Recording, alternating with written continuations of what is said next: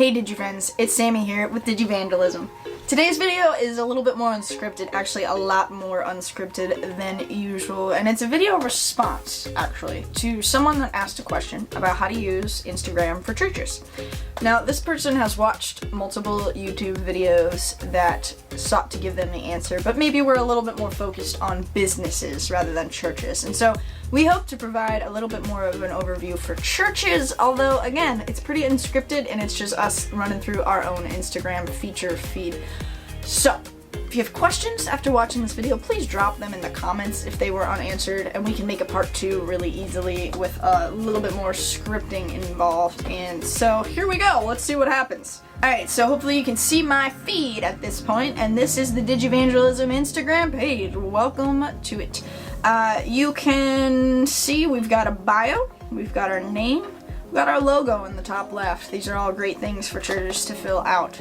We have a link tree in our link spots. You can only have one link on a Instagram bio, Instagram profile, and so rather than just put our website, we decided we wanted people to be able to click on that link tree, all free. Just go to linktree.com.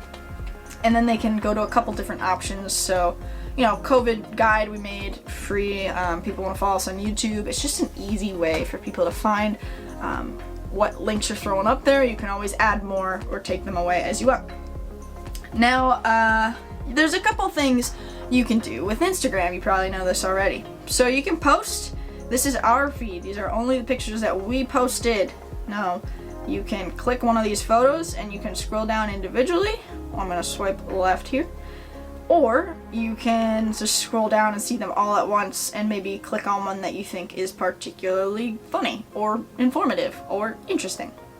Now, these can be photos, these can be videos. You'll see here our first video here is actually a TikTok that we posted on our feed. It all goes right there on the feed. The only thing that doesn't go on the feed as far as posts that you make that, you know, stay there evergreen are Instagram TV videos. So any video that is over a minute, this one that we had on our feed was like 38 seconds, so that one was fine. But I'm gonna click on that middle button. Anything over a minute, as some of these videos were, is gonna go on your Instagram TV section.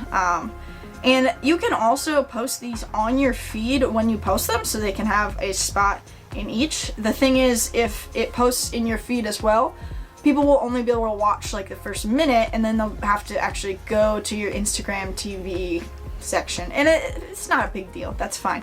The neat thing about IGTV is, well, not only that you can post longer videos on Instagram, but you can actually link these videos that you have in a story. I'll get to those in a second, and use the swipe up feature, which is typically reserved for people that have 10,000 followers or more. You can see here we have 268, so we do not have 10,000 followers, but a lot of your smaller churches do not have 10,000 followers.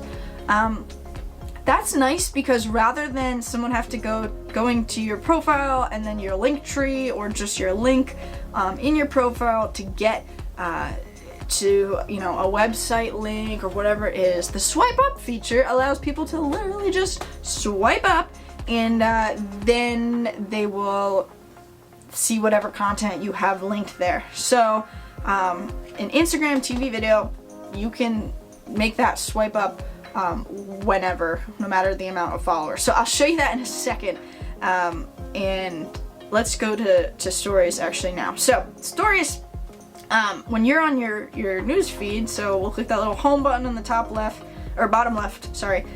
Click the home button. I now see my feed. So these are all the people I follow that are posting.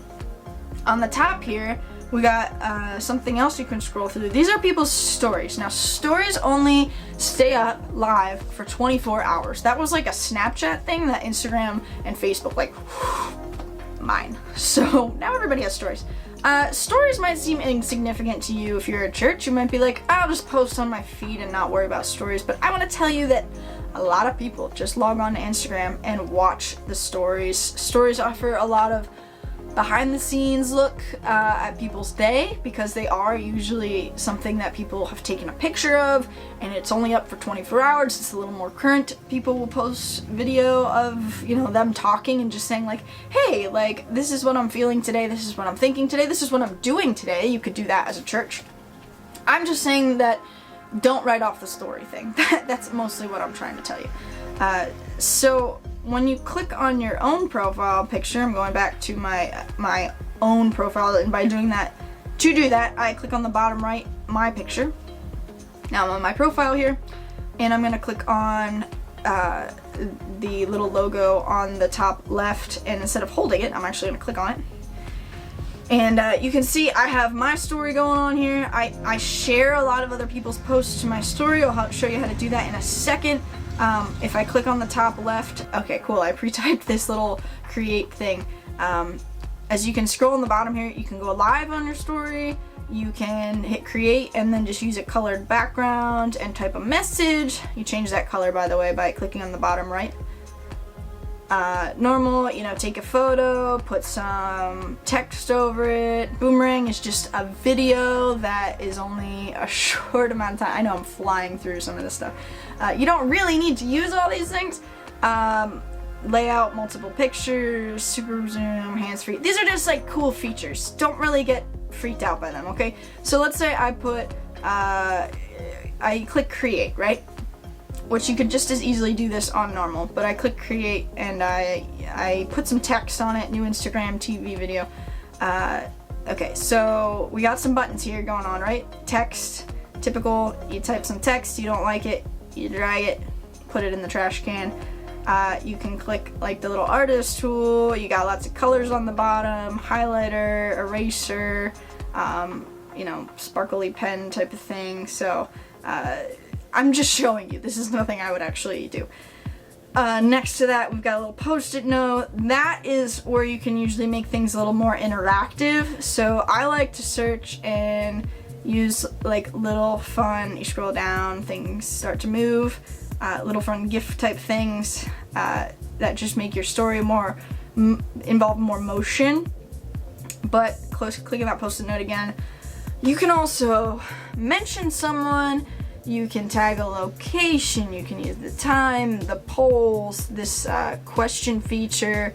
You can have someone like, how much do you love Jesus? And, you know, people will be able to drag that to vote. It's interactive. You make a poll. Do you love our church? Whoops. Do you love our hutch? That's good too. Duh. Not yet, but maybe I would. Oh, you don't really get to type as much as you want in those. Okay, those are like really goofy examples, I know, but you can have these types of polls and then pay attention to how people respond to them. So if someone says, not yet, but maybe I would love your church, maybe you follow up with them in the DMs. We'll get to that. Direct messages, if you don't know what that means. Or how much do you love Jesus? You know, maybe they just put a little bit or none, but they do respond. You can follow up with them. You can also do questions. So, what song do you want to hear in worship? And then use those responses to actually build your worship service.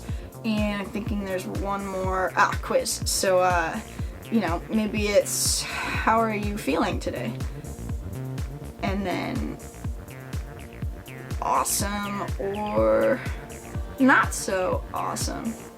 Now you can actually, you actually have to pick which answer is right, which, that's just a goofy thing. Like, don't worry about that because, people know that, no, not one of those answers is necessarily right. But anyway, I'm saying you can put that type of thing on your story. You know, you hit post and someone interacts with it. They say they're not doing so awesome. That's an opportunity for you to reach out.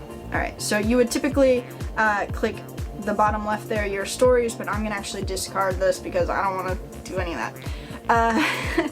So You can react to people's stories, but as a church, don't worry about that. People might just react to yours, know that. So when I'm on my feed, not my personal feed, but my feed looking at everyone else's posts here on the bottom left with that little home symbol, and I'm scrolling down. If you swipe actually to the left, these are your direct messages, your DMs, and this is where you can chat with people, or you know, if you want to start a conversation on the top right, you can type in their name there, or you can just find them and kind of click on them and message them from there. All right, while we're talking about stories, I just want to mention the fact that posts can be shared stories, and I think that's a great, easy way to, you know, be active in the stories. Maybe you're making these posts and you click this little airplane and it adds your post to your story.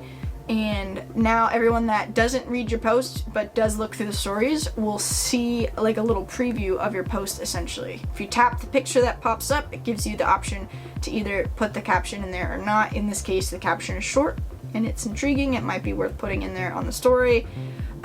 And let me just show you that if you go and you watch our story right now, you know, we post other people's stuff in our story because we think it's a great way to connect people and share ideas. But also here's our TikTok video that we put in our story. The neat thing, if you do this, this is why you might do this. Someone sees this preview, they're like, I want to watch that video. You just click right on the image and it takes you directly to that person's video or picture in their feed. And maybe that's a place for them to get to know a little bit more about you. Really, really, really great feature. Like I said, especially if you're just posting in your feed, you can just share those pictures to your story, and then even if people never really see your feed, they see it in your story. Alright, I'm getting a little long here, but I just want to say one more thing, and that is about highlights. Here in the middle of my screen, you see the About in pink and Tips in peachish, right? So these are highlights, which are stories that I've decided I want to be on my homepage, my profile page, longer than just 24 hours, and I've secured this little spot for them, okay?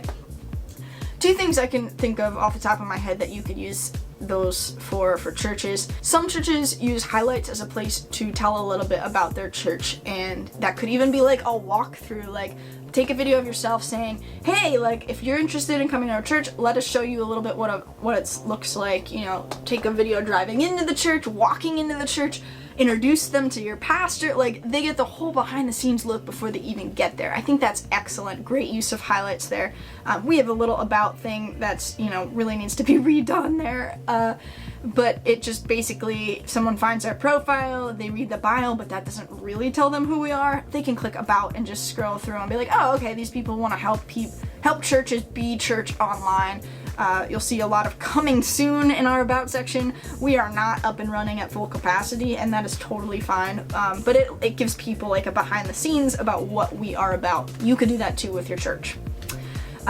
Second here, you'll see our tips section, and that's just highlights and posts that people can just skim through real quick to learn some tips. So if they don't really want to scroll through all of our feed, you know, not all of which are tips, like we do a lot of like goofy memes and that sort of thing, they can just go right to the tips section, and you know, maybe they read through and they're like,